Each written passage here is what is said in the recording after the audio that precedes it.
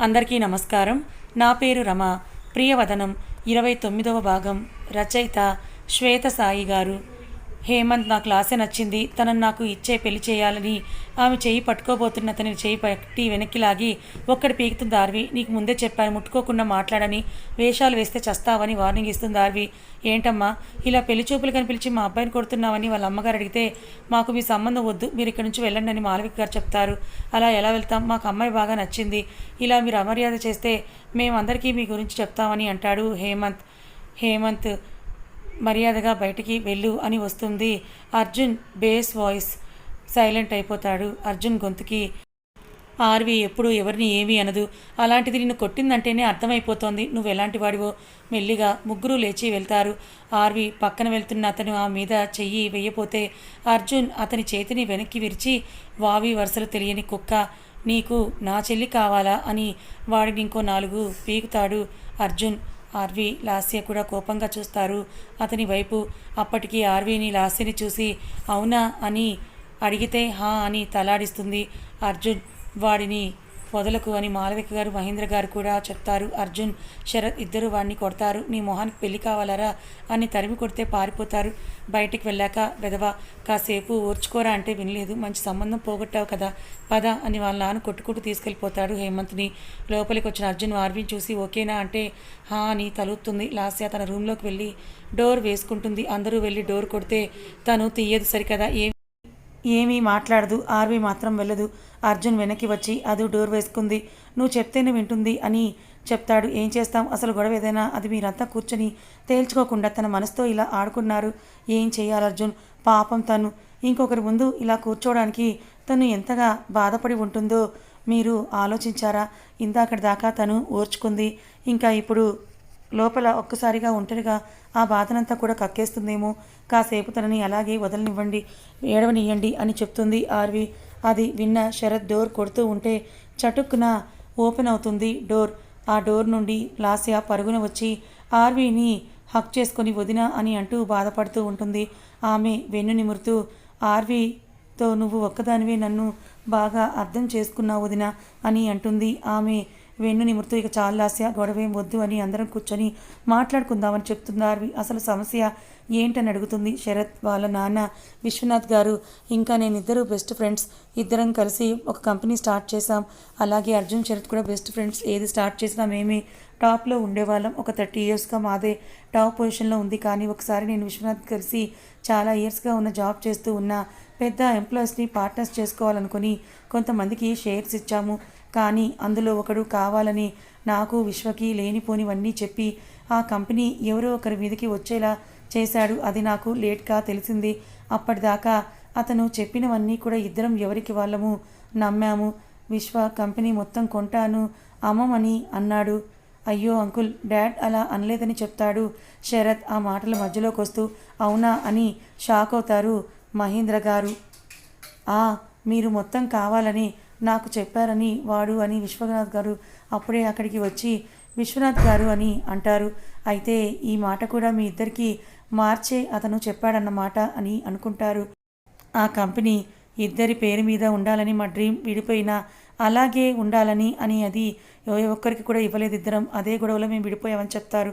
ఇద్దరు ఒకటిగా దగ్గరికి ఆర్వి చేరి ఎంతమంది మీ మధ్యలో వచ్చిన మీ సామ్రాజ్యం మీతోనే ఉండాలని అనుకున్నారు కదా, సూపర్, అందుకే అది అలాగే ఉంది, ఇకపైన మీరు ఎప్పుడు విడిపోవద్దని చెప్తుంది. శరత్ వచ్చి సారీ సిస్టర్ అంటాడు. దేనికి అంటుంది. అర్జున్ వచ్చి ఏం లేదు వద్దు అని మెల్లిగా అంటూ ఇలా నువ్వు ఆ వెధవ వల్ల బాధపడ్డావని చెప్తున్నాడని అతను భుజం పట్టి చెప్పకొని సైగ చేస్తాడు అర్జున్. ఓ ఇట్స్ ఓకేలే అని. అయినా ఏంటిది మావయ్య, పెళ్లి చేయాలనుకుంటే వాడి గురించి కూడా తెలుసుకోరా మీరు అని శరత్ అడిగితే, వాడు ఎందుకు నా కోడల్ని ఎవరికి ఇస్తాడు, అది వాడికి ఇష్టం లేదు, వీళ్ళిద్దరూ మేలుకోవాలని అలా చేశాడు అని అంతే అని అంటారు విశ్వనాథ్ గారు. అవునా అని అందరూ కూడా మహేంద్ర గారి వైపే చూస్తారు. అందుకే కదా వాడి గురించి ఎంక్వైరీ చేయలేదు. అయినా సరే సారీ అమ్మ, వాడి వల్ల మీరు బాధపడ్డారని చెప్తారు మహేంద్ర గారు. అయ్యో డాడీ, మావయ్య అని అంటారు ఇద్దరూ కూడా. అయిపోయింది కదా ఇంకా వదిలేయండి అని అంటే, అమ్మయ్య అయితే త్వరలోనే నా ఆడపడుచు పెళ్ళన్నమాట అని అంటూ ఆర్వి మళ్ళీ అంత త్వరగా ఎలా వచ్చావు ఆ శరత్ అని నేను మెసేజ్ పెట్టగానే అని అడుగుతుంది. నాకు ముందే తెలుసని అర్జున్ని చూపిస్తాడు శరత్. అమ్మా అవునా అని అర్జున్ చూస్తుంది. టెన్షన్ పెట్టి చంపారుగా అందరూ కలిసి అని అంటుంది. అందరూ ఇలా చూడగా కూర్చొని స్నాక్స్ తింటారు రిలాక్స్గా. అయితే మీరు కలిసిపోయారని ఆఫీస్లో తెలియకుండా మీతో గేమ్ ఆడినవన్నీ ఒక ఆట ఆడుకొని మావయ్య అని ఆర్వి చెప్తుంది. నిజమే అమ్మ అని విశ్వనాథ్ గారంటే ఒక నవ్వు నవ్వుతుంది. మీ పేరు అని అడిగితే కౌసల్య అని అంటుంది. విశ్వనాథ్ గారి వైఫ్. నమస్తే అండి అని కానీ పిన్ని అని పిలువురా. మీ పెళ్ళి ఎలా జరిగిందో నాకు తెలిసింది. ఇట్స్ ఓకే, మేము పిన్ని బాబాయ్ అవుతాం, మీకు అర్థమైందా అని అంటారు విశ్వనాథ్ గారు. అలాగే బాబాయ్ అని అంటుంది కాస్త బాధగా. అర్జున్ ఆర్వి పక్కకు వెళ్ళి ఆమెను పట్టుకొని ఇప్పుడు నువ్వు మళ్ళీ ఇలా డల్ అయితే మన ఆఫీస్కి నేను తీసుకుని వెళ్తాను అని అనగానే ఆర్వి అయ్యో నాకేం వద్దులే బాబు అని అంటూ దండం పెట్టేస్తుంది అర్జున్కి. అది చూసి అందరూ చక్కగా నవ్వుకుంటారు. పెద్దవాళ్ళు లేట్ చేయకుండా పంతులు గారిని పిలిచి ముహూర్తం పెడతారు. అర్జున్తో రింగ్స్ తెప్పిస్తుంది ఆర్వి.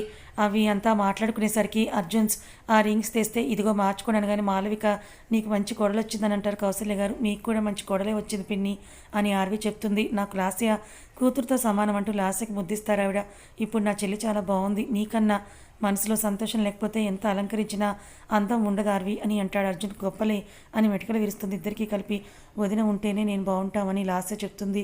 అందరూ కలిసి సెల్ఫీస్ దిగుతారు. పెద్దవాళ్ళంతా ఒకవైపుకు చేరితే ఈ నలుగురు అర్జున్ రూమ్లోకి వెళ్తారు. సారీ థ్యాంక్స్ అని ఆర్వి చేయి పట్టుకొని చెప్తాడు. దేనికని బిడియంగా చేయి విడిపించుకుంటూ అడుగుతుంది ఆర్వి. వాడితో మిమ్మల్ని వదిలినందుకు సారీ, నీ ఆడపడుచుకి తోడుగా ఉన్నందుకు థ్యాంక్స్ అని అంటాడు. ఆడపడుచు కూడా మరి ఆ మాత్రం చూసుకోవద్దా నేను అని చెప్తుంది ఆర్వి. నిజమే సిస్టర్. సిస్టర్ ఏంటి బాగోలేదు, చక్కగా ఆర్వి అని పిలు. సరే అలాగే పిలవాలంటే మీరు త్వరగా నాకు అల్లుడిని ఇచ్చేస్తే పిలుస్తాను అని చెప్తాడు శరత్. ఆర్వి ముఖంలో నవ్వు మాయమైపోతుంది. ఆ రోజు జరిగిందే గుర్తొస్తూ ఉంటుంది ఆమెకి. బలవంతంగా కన్నీరు ఆపుకొని అన్నిటికీ టైం ఉందిలే, నేను ఏమైనా తెస్తాను అని బయటకు వెళ్ళిపోతుంది. ఇంకో 3 డేస్లో ఆర్వి బర్త్డే ఉంది, అప్పుడు తన ముఖంలో పోయిన నవ్వును తెప్పిస్తాను శరత్ అని అంటాడు అర్జున్. నేను అదే కోరుకుంటున్నాను, అందుకే నన్ను ఆపావా? ఓకే అని అంటాడు. తెచ్చిన స్నాక్స్ తీసుకొని తాగుతూ పెళ్లి పనుల గురించి మాట్లాడుకుంటూ ఉంటారు నలుగురు. ఆదర్శ్ కాల్ చేస్తే లిఫ్ట్ చేసిన ఆర్వి చెప్పురా అని ఆమె చేతిలో ఉన్న జ్యూస్ అందరికి ఇస్తుంది. స్పీకర్ ఆన్ చేయని పక్కనే ఉన్న వితిక అడగగానే ఆన్ చేస్తాడు ఆదర్శ్. అది తీసుకోబోతూ కావాలని షర్ట్ మీద పడేలా చేసుకుంటాడు అర్జున్. అయ్యో సారీ అర్జున్ సారీ అని ఒక చేతిలో ఫోన్ పట్టుకొని ఇంకో చేత తుడుస్తుంది. ఆర్వి ఎందుకంత కంగారు, ఏవీ కాలేదు కదా, జస్ట్ జ్యూస్ పడింది అంతే, డోంట్ వర్రీ అని అర్జున్ అంటుంటే వదినం తీసుకొని వెళ్ళి క్లీన్ చేయడానికి ఎందుకు ఇంత కంగారని లాస్య చెప్తుంది. అతన్ని తీసుకొని వాష్రూమ్లోకి వెళ్తుంది ఆర్వి.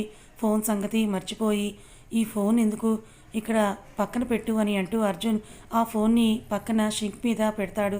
ఇప్పుడు క్లీన్ చేయని అంటాడు అర్జున్. ఆర్వి అలాగే అని అంటూ క్లీన్ చేస్తూ ఉంటే వాళ్ళ మాటలు వింటుంటారు ఆదర్శ్ వితిక ఇద్దరు కూడా. ఇంత పెద్ద వాష్రూమ్ ఎవరైనా కట్టుకుంటారా అని అంటుంది ఆర్వి అర్జున్తో. నాకు ఇష్టం ఇక్కడే రొమాన్స్ అని అంటాడు అర్జున్. ఆమె వైపే చూస్తూ ఛీ నీకు సిగ్గు లేదంటుంది. నీ దగ్గర సిగ్గెందుకే నాకు అంటాడు. ఆమె వాటర్తో కడుగుతుంటే ఆమె బుగ్గ మీద ముద్దులిస్తూ ఉంటాడు అర్జున్. విసిగించకు, బయట లాసేవాళ్ళు ఉన్నారు, ఎవరు ఉన్నా నో ప్రాబ్లం, మనం మొగుడు పిల్లలని చెప్తే ఆమె మెడ మీద కొరుకుతాడు. ఒక్కసారి జరిగిన దానికి అని అరుస్తుంది. మళ్ళీ దూరం జరిగిన అర్జున్ జరిగి ఏంటది అర్జున్, అయ్యో వాళ్ళకి వినిపించిందేమని బయటకు వెళ్తే వాళ్ళు అసలు గ్యాప్ లేకుండా క్లోజ్గా ఉండి మాట్లాడుకుంటూ ఉంటారు. అది చూసి ముందు షాక్ అయినా ఆ తర్వాత నవ్వుకొని వెనక్కి వస్తుంది. ఏమైందని అడిగితే అది ఏం లేదని వినపడిందా వాళ్ళకి అని అడిగితే అర్జున్ అసలు కుదురుగా ఉండవా నువ్వు అని అంటూ అతని 2 చేతులు ఒడిలో పెట్టి కదిలితే కొడతాను అని సీరియస్గా చెప్తుంది. మొత్తం షర్ట్ అంతా కూడా క్లీన్ చేశాక ఆమె నడుముకి దోపిన చీర కింద పెడుతూ ఉంటే ఆమె నడుముని పట్టి మీదకి లాక్కుంటాడు అర్జున్. ఏ వదులు నన్ను, ఏంటిది అని ఆర్వి అంటూ ఉంటే వదులు అని తప్ప ఇంకేమీ రాదా నీకు అని, ఈ శారీలో భలే ఉన్నావు తెలుసా నువ్వు అని అంటాడు అర్జున్. అదంతా వింటున్న వితిక షాక్ అయితే ఆదర్శ్ కాల్ కట్ చేస్తాడు. ఏంటిది వింటున్నాను కదా, ఎందుకు కాల్ కట్ చేస్తున్నావు అని వితిక ఫైర్ అవుతుంది ఆదర్శ్ మీద. లవర్స్ ఇద్దరం పక్కపక్కనే ఉండి ఇంకొక రొమాన్స్ వింటుంటే ఎలాగే ఆమెని మీదకి లాక్కొని పెదవులు అందుకుంటాడు ఆదర్శ్. ఒక 3 నిమిషాలు కుదిరితే ఆదర్శ్ ఇక పైన ఇక్కడికి రాను, ఇలా చేస్తే నువ్వంటుంది. అది సరే, అసలు ఇద్దరికి ఒకరంటే ఒకరికి ప్రేమ లేకుండా ఇలా హాయిగా ఉన్నారు, అది కూడా ఆర్వి ఎంతో ఈజీగా అలా అర్జున్ ఒప్పుకుంది అని డౌట్ రేస్ చేస్తుంది వితిక. ఏమైంది? తప్పే ఉంది, పెళ్లి జరిగింది కదా, దూరంగా ఉండాలంటే తప్పు, కానీ ఇలా ఉంటే తప్పేం కాదు కదా, పట్టించుకోకుండా అర్జున్ ఆర్వీని బాగా చూసుకుంటున్నాడని చెప్తాడు. అది కాదు అని అంటే అబ్బా ఆ గోల ఆపవే అని ఆ మెడ మీద ముద్దులిస్తాడు ఆదర్శ్. అది ఇలా చెప్పక్కర్లేదు, మామూలుగా అయినా సరే ఎన్నిసార్లు చెప్తావని అడిగితే ఎన్నిసార్లు చెప్పినా కూడా తనివి తీరడం లేదు మరి అని ఆమె నడుము మీద ఉన్న అతని చేతిని ఇంకాస్త లోపలికి పోనిచ్చి ఆమె కంఠం మీద ముద్దులు ఇస్తూ ఉంటాడు అర్జున్.